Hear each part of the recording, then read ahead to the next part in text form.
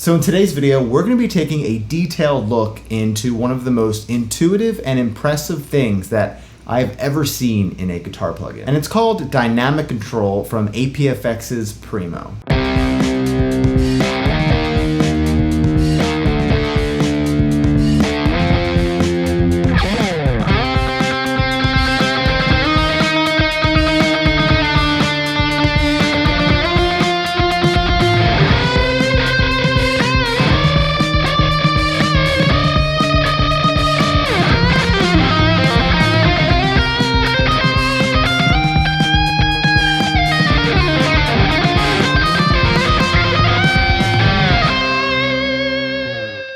The great thing about dynamic control is that it can automatically change my tone, my sound, my effects, and even volume, all based on my dynamics and playing style. For an example, when you are inevitably playing rhythm guitar and you're about to jump into a guitar solo, you don't have to worry about hitting any pedals or turning any knobs. You can just simply play the solo as you normally would. And the dynamic control within PRIMO will pick up the change of dynamics within your playing, and also based on pitch, which I'll get into later, but it adjusts to that lead guitar solo tone, and then once you're done with that solo, it'll go right back to that rhythm low gain that you had for the rhythm guitar, which is just insane.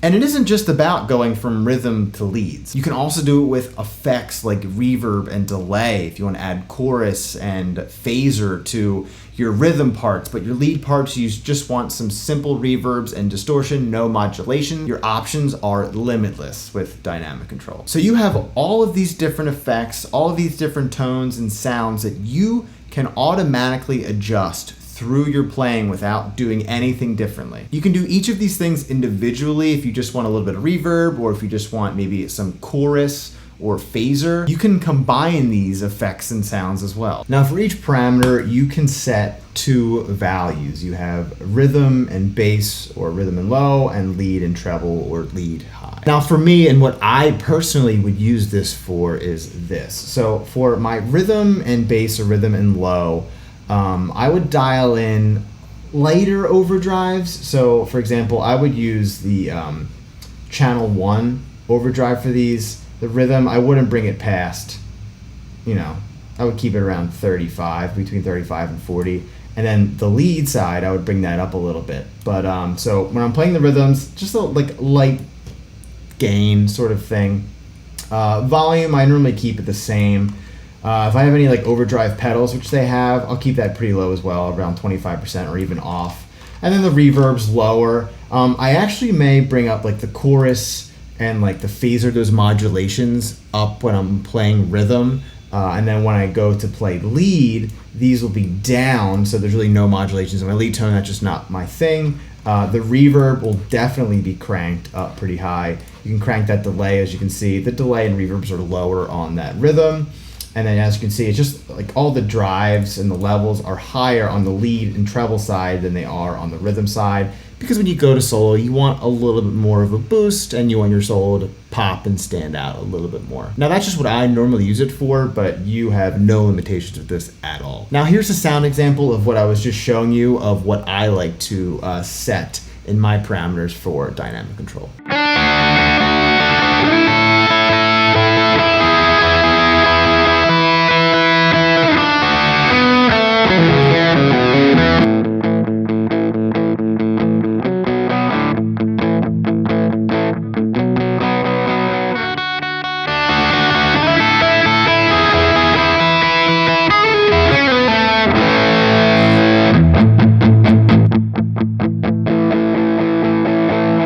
Now this is your main home screen for PRIMO. You have channel 1 and channel 2 for different gains. Channel 2 is obviously much gainier. You have compression, overdrive, you have different cab selections.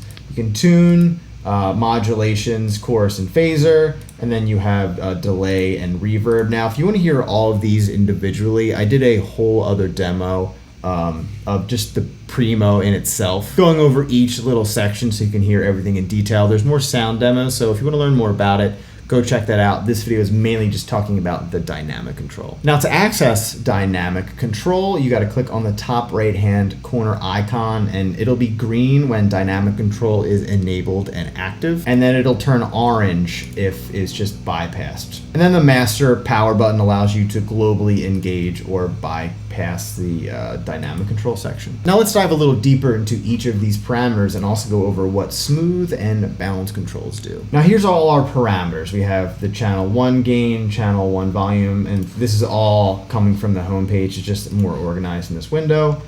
We have our drive, which is like overdrive right here. We have the drive and level. Then we're getting into our modulations. As you can see here, we have the chorus, phaser. Now, like I said earlier, you can engage all of these if you want. So you can get some pretty insane and cool sounds. And this is actually really important to note. So let's say your delay and reverb is off.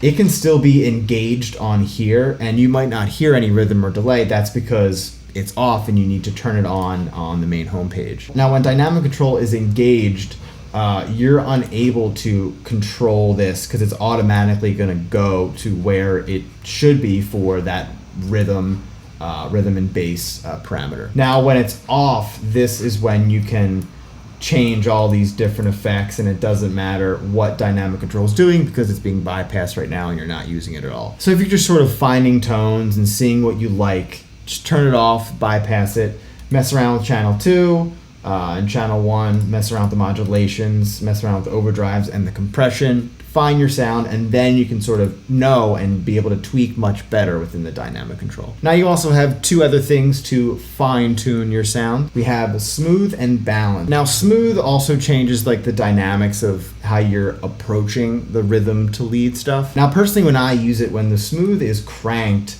it gradually goes into your lead tone when you go to play a solo right after you're playing your rhythm parts.